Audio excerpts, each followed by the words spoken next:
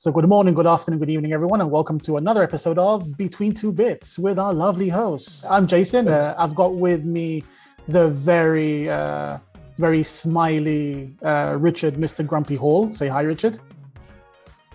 Hi, Jason. And I am grumpy today. I've had a nightmare with a new machine, so please don't pick on me today. I can get ferocious occasionally. Anyway, sorry. We should move on. So we also have Justin. So say hello, Justin. Hello, Justin here. And lastly, we've got Joseph. He's the grumpy one. Can I be the smiley one? Is this how we can have roles? I thought you were the millennial and we're the old farts. I mean, you're the youngster. Oh, okay, I'll take that. That's a lot better. I'll take that one. The one thing we haven't done is actually introduce ourselves properly. So I think the question of many of our viewers is what makes us qualified to be able to have these kind of data discussions, right? And data topics. Oh, do we have to be qualified? I don't know. I mean, there is a certain level. There is no qualification for anything. No, you can be an expert on anything. All you need to do is sit down. We're qualified because we have a camera. All you need to do these days is just sit down, read Facebook and Twitter for a while, and you're an expert on everything. It's great. So I learn. You forgot YouTube. Oh yeah, YouTube. Yes. You need those visual cues, you know. And TikTok. What did the rest of us actually do before working in data? Who wants to talk about their beginnings? Well, who's going to have the longest story? The longest story is likely to be Justin because he's the boomer around here. So do we start with Justin? So my story begins with this. Oh. I actually, before becoming a data person here at Talend, I actually left college and went and played guitar for 10 years. And then I started as a software developer at a software company. And now I've done just about everything that you can do at a software company. So that definitely makes me the oldest person on the call.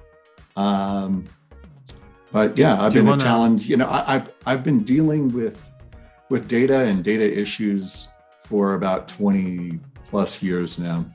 And, I think that we'll probably have a lot to talk about today. So, do you want to plug some band, some content? I wanna hear this. What's the band name? Yeah. Something we can find on YouTube.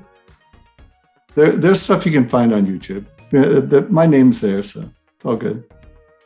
Everybody's Googling now. I'm flying Pink Floyd colors today. So what was your genre? What was your music taste or type? I was in a rock band. So rock. Okay. Yeah. I still what's your top song? What's your favorite song for you to play? It's there's a lot of them, but my band was kind of a very eclectic, but I think our style was kind of funky rock, and the singer had a very soulful voice. So, sort of Lenny Kravitz kind of thing was what our original music was kind of. So, this is all very loose, but something along that was a target we sort of aimed for and missed. But to be fair, Justin always seems like the guy with the past. You feel like there's something hidden there. You're like, yeah, exactly. the guy with the past. Yeah, the guy with the past. I'm next in line in terms of age, I guess. I don't know where I should start. I was talking with my other half about this earlier because I was saying, well, what do I say? How do I say I got into it? Because essentially it's a mix of drink, drugs, and musical theatre. But I never intended to get into this business. I was going to be a stage actor. I've got a fair few friends that actually made it. I wasn't quite good enough, so I fell into this. Really, what did I do? I think I had a data entry job when I first started decades ago. and it kind of progressed from there. Then I built up a bit of an apprenticeship into IT and a bit of programming, and I found myself, getting more interested in it, finding that I had a bit of a skill or an ability to do it. Got made redundant a couple of times, and then decided, you know what? While with friends, drowning my sorrows with other friends who had also, had some bad news. We were living at the same place, and we were all a little bit drunk, watching Star Trek, as lads used to do back in the day. And I just decided, well, a little inebriated, do you know what? I'm going to go to university. And I picked a degree in artificial intelligence, mainly because of the character Data in Star Trek. I'm not joking. That is really the thinking behind me choosing that. So wait a second. So I'm guessing that you're, Star Wars or Star Trek?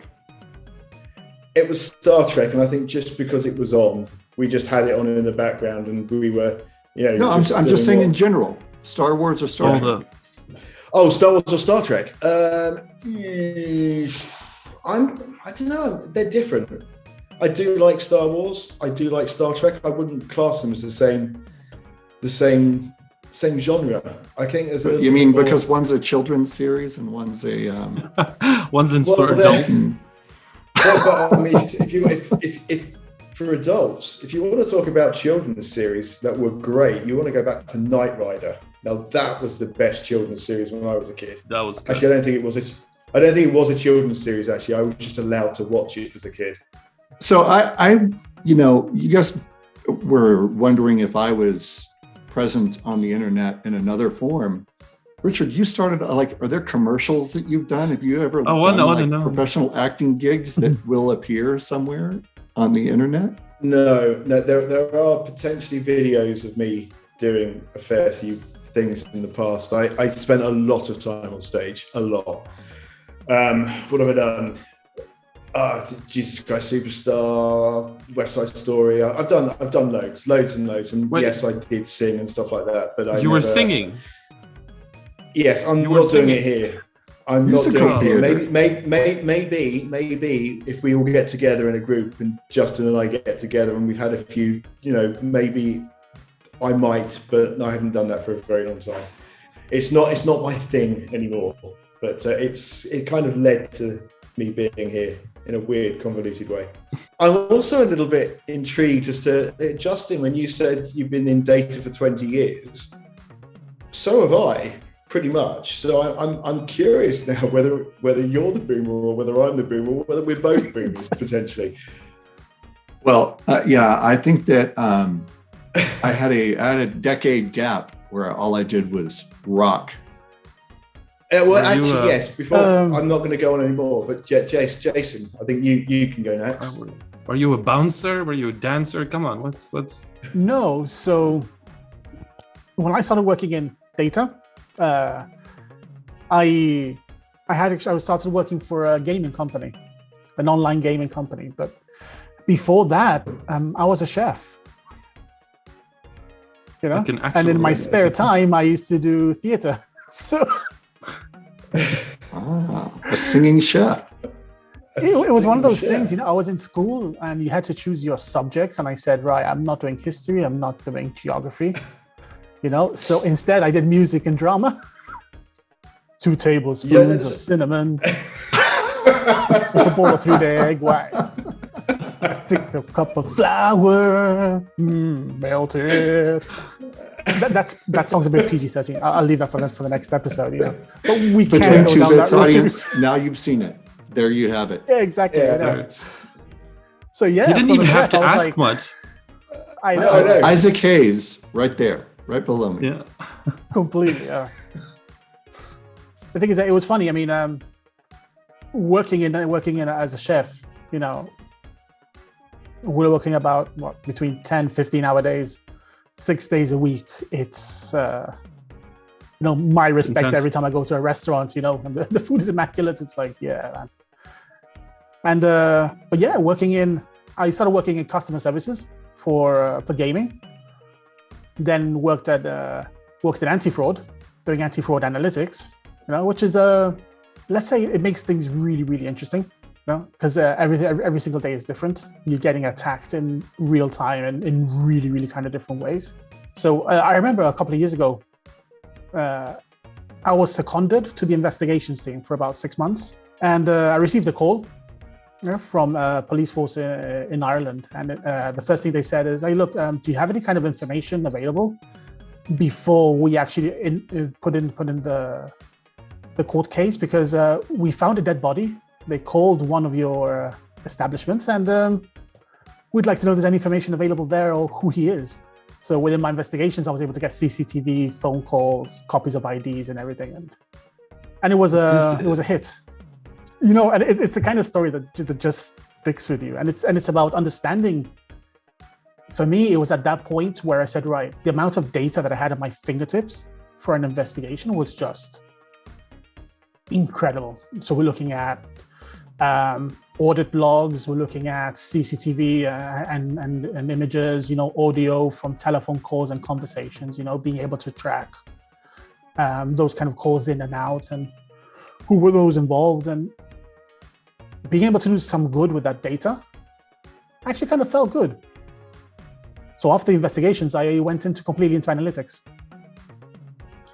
So I moved to a bank. I became a risk manager for a bank. And then from there, the story grabs on. You somehow managed to what am I going to say now? This is embarrassing. The thing is, I'm not crazy. that young either. I know I've got a bit of a baby face, but you do. But like when I have really important meetings, I let my beard grow so that I look older. Because we've established now that we're all, singers of some stripe. Mm-hmm. So, now it's my turn. Here you go, Joseph. Yeah. So pre-data and software, I rocked too. I rocked for a very long time, but it was a side gig. I never became professional. And I have some horror stories to tell about playing music. One of them involves playing in a beauty pageant. So yeah, that's a different story, probably best told around a drink. And I was a lifeguard as well for many, many years. So while I was studying computer science, I was on the beach most of the time. I want to say saving children, but mostly telling them not to play with the football in a pool. I barely saved anyone for 3 years. That's how much people just mostly asked me went about on? the weather. How much saving was involved, and how much flirting was involved with being a lifeguard? Whenever you see a lifeguard around the pool, particularly in a hot climate, they don't spend much time looking out for people drowning. It's more looking at ladies or gentlemen, if that's what they prefer, around the pool to see who they can flirt with. So I'm curious, honestly, I don't know how much details I can tell, but a certain manager at the pool came and said specifically, you need to be flirtatious so people would come back. So you need to go and especially target people of a certain age range where you need to go and be like, oh, nice swimming suit, or it's a beautiful weather today. You should go for a swim. Why did you ever quit that job? It's terrible. It's a terrible job. That's career right there. Is that, were they the lines that your manager told you to give as well? It's like you got to what they My did, manager- and you say, oh, nice swimming suit. That's He brilliant. He was a lot more detailed than that. Let's just say he went on and on. But yeah, that was So part of my job. Joseph is our very own Deuce Bigelow. No. You need to optimize your approach. You need to always go for high results, so this is how you gather all your data. Okay. But actually, I also did a lot of videography. I used to film weddings. I used to be an assistant photographer for a lot of weddings and events and stuff like that. Pre-university degree, pre-having an office job. And since then, it's been software development and now product management for a few years. All in data companies. So that's my beginning. No investigations, no 10 years of rock and roll, no acting school, or just a gigolo. Well, that's my job. Just a gigolo. Okay. Yeah, I don't think that the rock and roll lifestyle can hold a candle to the beach lifeguard lifestyle. So I think you got us. Oh, I know. Yeah, I think Completely. he's won. Well, I'm off then. Yeah, exactly. That's it. So that being round one, and Joseph very clearly won. Round two. Let's see. What can we talk about now? Jason, weren't you talking about one of the categories being sort of best data stories? I'm thinking that Joseph's won that as well with his flirting statistics, and what were the best lines? I think certainly better than anything I've got. So okay, I feel that like was there's a best stories. Freakonomics episode sitting there. Yeah, there has to be somewhere, On the other side of the coin, horror stories. Come on, who wants to go first?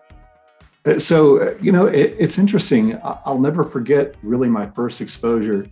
I worked at this company that we made first responder software, like what's in the cop cars.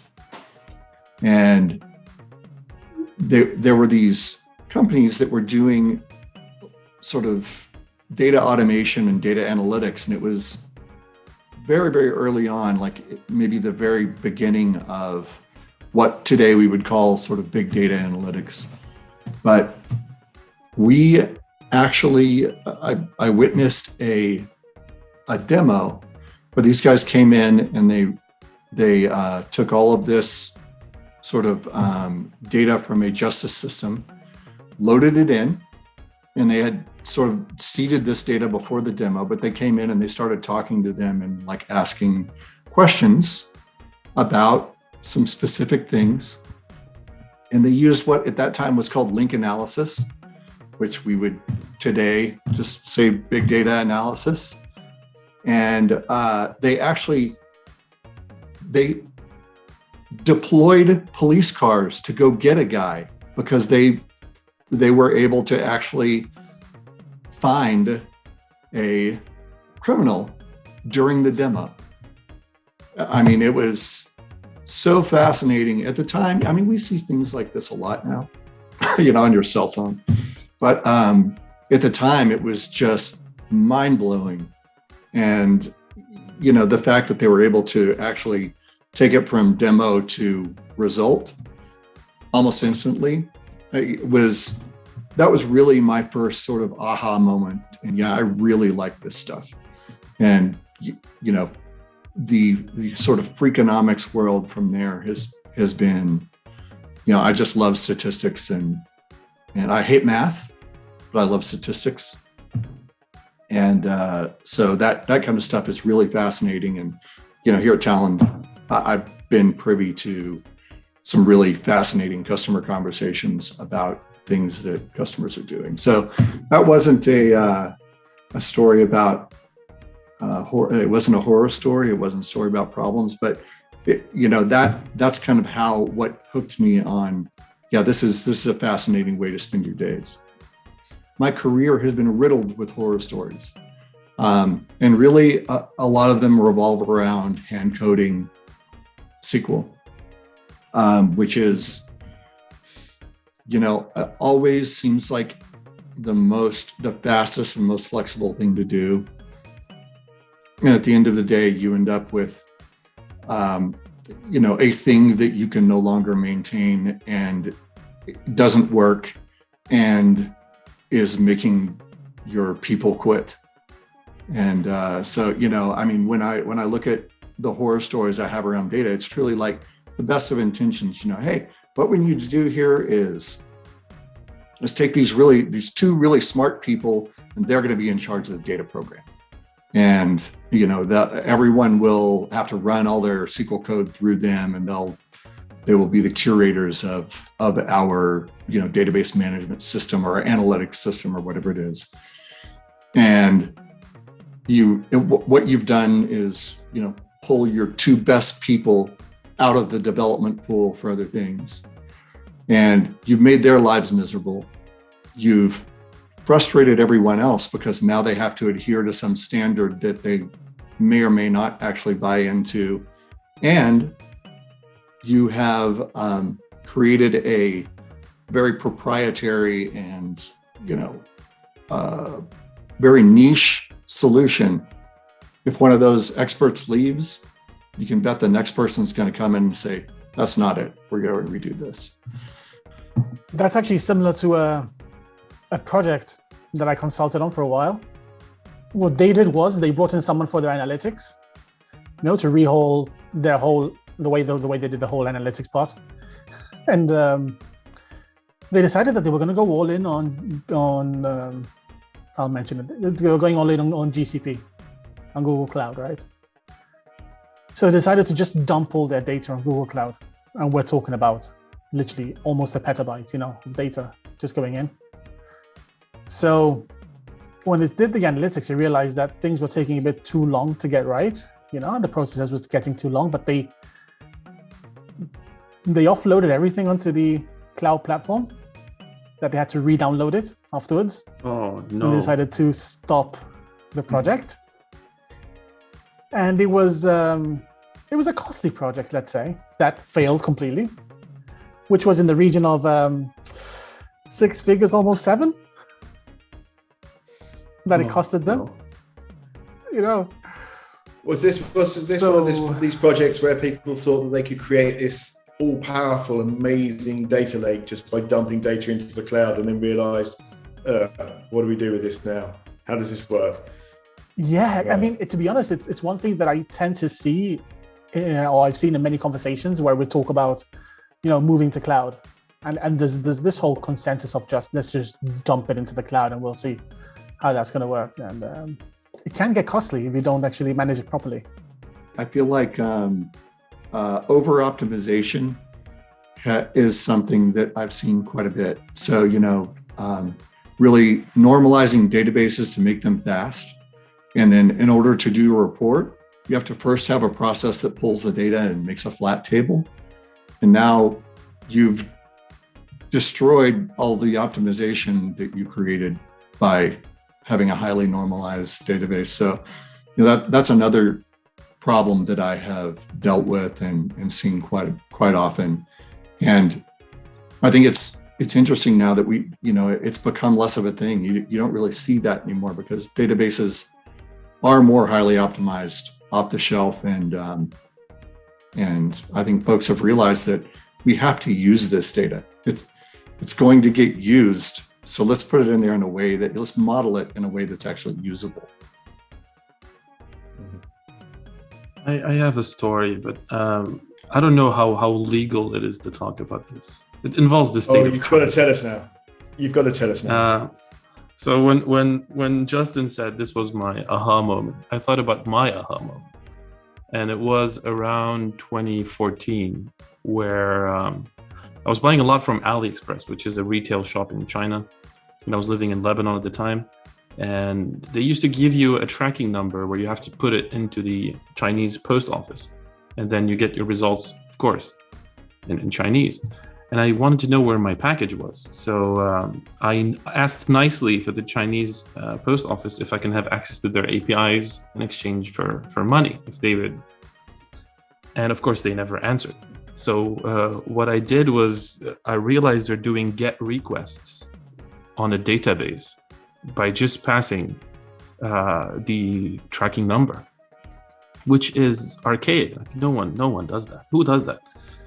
And I built a page, which then became an app, which queries the Chinese post office and then translates the results in Google Translate free API. And that was the moment I was like, this is great. I need to do more of this. This is the good stuff. And recently I went back to their page and now they have two-factor authentication. They have prove you're not a robot stuff. They've revamped the whole thing. AliExpress has a whole dedicated page for it. Although I got DCMA takedowns, I think I got 3 or 4 from AliExpress because I violated their company policy or whatever. But it's a good thing you got in early and made your first million before they locked it down. I know it's illegal to make. I made some money. I have to say, I made a good dime. I made a good dime from that. Actually, that's one thing as well for our viewers. Wherever you're watching call this, us. put down. I'm not call you. Depends. Do you want to give out your mobile number? No. That was lifeguarding days. No, it's over now. Oh, okay. To help with the analytics. I want to know how many of the people that you were flirting with when you were a lifeguard start watching. And if you are watching and you used to flirt or Joseph used to flirt with you, then do let us know. Give us some details. We all need to know. But likewise as well, if you have any horror stories or any feel-good stories regarding data, just put it down in the comments. And two things. Don't forget to like and subscribe. Come on, guys. At some point, you got to do it. You gotta do the like and subscribe line at some point. Yeah. So it always feels like they're really begging though when that happens, and now I'm part of that sort of group. No, we're not begging. I mean, if we would say we're begging, we'd say, look, if you like and you subscribe, and you send us a DM, we will give you a photo of Joseph in his lifeguarding days. Oh yes. That's that would be Joseph. We've got the millennial who's willing to pose and sign pictures of him as a lifeguard. That's the motivation here. There you go. This is how I live now. This is my life. So I've been in situations where you've done stupid things and you've had to sort of test in production. That's a horror story. I mean, you've had no other situations where you've deleted all sorts of bits and pieces, but they're kind of run of the mill. Once you've done it the first time and realise there's always a way of getting out of it, you kind of settle into the fact that mistakes will happen and you can get by them. But the real horror stories are sometimes the people you work with, not the data. I remember once I was on a project and I was working with this individual. I'm not going to give any clues at all, but I'm sure people I've worked with in the past who will recognise this story will know the individual I'm talking about. But they weren't often on the project, but they were one of these buzzword bingo type people. They heard the buzzwords and they were really into it. And they called me into the office when they got in for the first time. I've been working there for a few weeks, and they started telling me about this ESB system that they were going to be implementing. They'd done a lot of research on it, and it was extra service buses apparently instead of enterprise service bus. And I was thinking, okay, an extra service bus. What's this going to do? Let's just listen to what they've got to say. And they were telling me that my career would go on leaps and bounds if I carried on with the project with them, because they would be teaching me all sorts of bits and pieces about how ESBs worked and how they had an excellent ESB guy on stuff. And I was thinking, who do they think I am here? I'm not entirely sure. It turns out they thought I was an intern, because I do look a little bit younger, or at least I certainly looked younger back then. And I was going to be taught by this new person who basically was me. But yeah, this individual, they were pushing for all of these buzzwords they really didn't understand. It was hilarious working for these people, because, for example, one of the situations I had, which is more comical than a nightmare, but this person went off to write a document on unit testing and unit test strategies. And they took the week off to do this, and they really wanted to do it properly. When they came back and handed this document over, I had a bit of a look at it and thought, is this really up to date? So I did a trick that I always do, is I took a couple of sections out of the document and just bunged them in quotes into Google. I actually found the complete document that this person had spent a week writing online in exactly the same format, but it was like a decade old. They'd not even found an up-to-date document on the unit testing, and they published it and claimed it as their own work. Everybody knew. Everybody. It was amazing. So, I mean, you do meet some interesting characters when you go around working with data. I think we have spoken very, very interestingly about what it is and a bit more about us. So with this now, I think it's a perfect segue to our next segment with Mr. Richard, Mr. Grumpy Hall. I've not been grumpy. I've not been grumpy today. It seems a little bit out of place after just having just a general chat about us and how we ended up in the state that we're in. I say state that we're in, thinking about me, because I'm not looking particularly great today. It seems inappropriate to jump to now the serious business of writing a job or working on data problems. But this This job of the week is going to be based on dealing with massive JSON files. So we've all dealt with massive JSON files. Well, I say we've all dealt with massive JSON files. I have. Lots of other people have complained about it. Gigabytes worth of data, not being able to process it in memory. So this job of the week is an example as to how you can do that with a divide and conquer technique. Welcome to this week's Job of the Week. This week we are talking about parsing massive JSON files. A bit different to previous examples, but let me explain. Many of us have been in situations where we've had to work with massive JSON files. Not 1 or 2 megabytes, more like several hundred megabytes up to several gigabytes. The problem many of us have experienced is the dreaded Java lang out of memory error. This is because the JSON needs to be loaded completely into memory before it can be processed using the out-of-the-box tools. Well, one of the great things about Talend is that you are not restricted to out-of-the-box. We're free to create our own mechanisms to get around hurdles like this. That is what I have done here.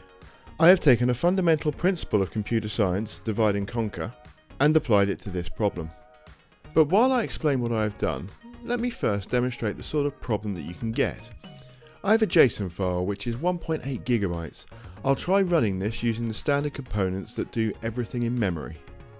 Here I have a tfile properties component to show the file details. And here I'm using a tfile input JSON component to loop on the first array and then use the JSON path queries to extract the data I want.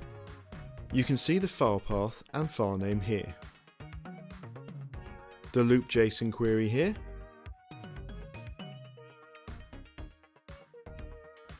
and the JSON queries for the required columns here. The tfile input JSON component will output directly to a tlog row.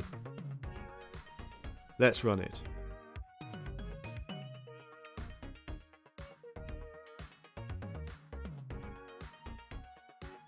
Here you can see the file details. You can see the file size here in bytes. It took a while, so I fast forwarded.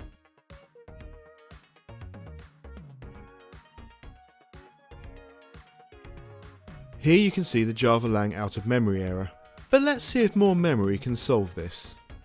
Go to Advanced Settings, click on Use Specific JVM Arguments and change the XMX argument from 1024 megabytes to 4096 megabytes, 1 gigabyte to 4 gigabytes.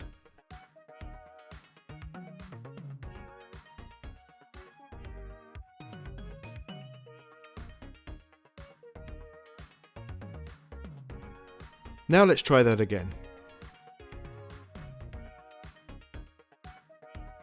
As with last time, this takes a while, so I've sped it up. Here you can see exactly the same error. Now let's try my workaround to this. I have already built a subjob in this job to demonstrate this.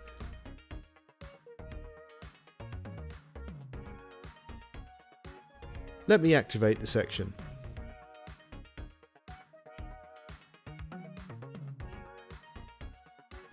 I'll also deactivate the subjob we've just seen.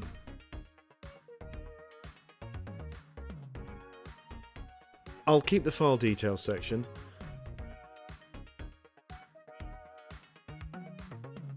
I've decided that it's probably best to have the subjob firing after the JSON is processed, as I know that it'll work this time and you'll miss it if it's at the beginning.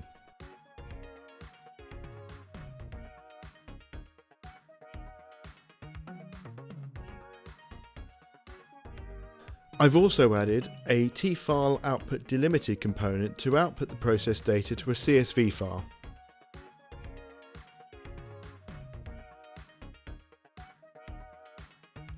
I'll deactivate unnecessary tlog rows.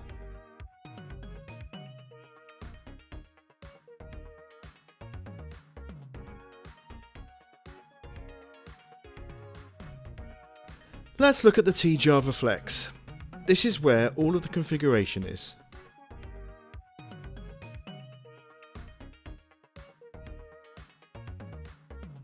In the start code section, we make use of the javax JSON stream JSON parser class. This is used to drive a while loop.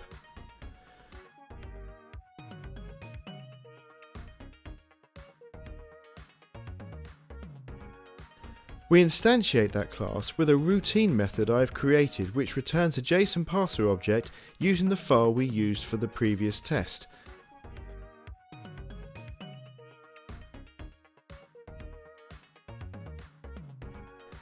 It also uses the same JSON path as the loop JSON query in the tfile input JSON. In the main section, we use another routine method I've created called getNextDataset. This is used to extract each array element and return it as a string to the JSON column. In the end section, we close the while loop, which is opened here, then close the stream using a routine method called closeStream.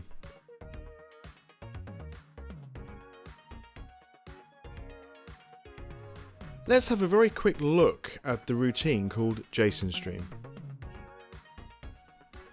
I've added comments throughout this routine and this will be available with the job. Here is the class or routine name. This is the create file stream method used in the start section of the tjava flex. We instantiate the JSON parser here and set the JSON path we want to split on. Here we have the getNextDataset method. This goes through the stream and looks out for JSON tokens. Using these tokens, it identifies where in the file we are and calculates whether the data needs to be included in the string returned. Here we have the closeStream method, which is called to close the stream at the end of the file. The rest of the routine is made up of private methods which are all commented. You can check this out when you download the job.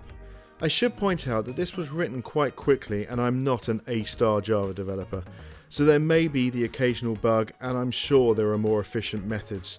Please feel free to contact me with any improvements you make. Going back to the tjava flex component, here are the methods I've just shown you.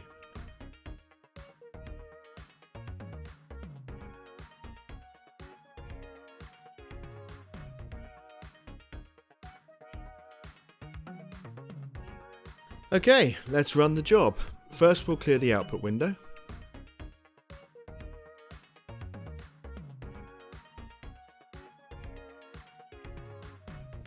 Let's switch back the XMX Java argument to just 1024 megabytes or 1 gigabyte.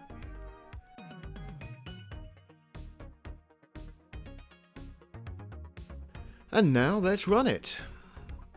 This is going to be slow because of all of the media software I also have running at the moment, so I will speed it up. I should point out where I got this 1.8 gigabyte file. It's Google location data. I'm one of those people who sees the benefits of allowing Google to track my location with my phone. If I decide to move into the world of espionage or underhand and quite criminal behaviour, maybe I'll switch it off, but I found this quite interesting.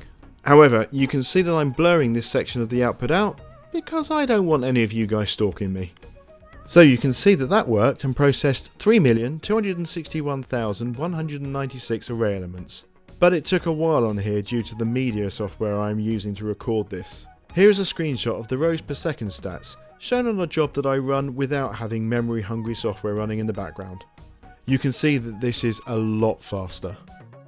Here we can see the file details, the size, the file name and the path. Here is some of the data that has been output.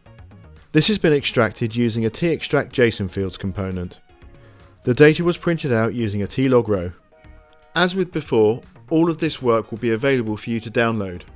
I'm not supplying the 1.8 gigabyte location data that I've got. You can download that by going to Google and extracting your data, if you haven't switched it off. Alternatively, you can find another JSON file that is massive and alter this job to work with your file. This job was written using Talend Open Studio ESB version 8. I'm always interested in feedback, so please do get back to me with any questions or maybe something that you would like to look at in the future.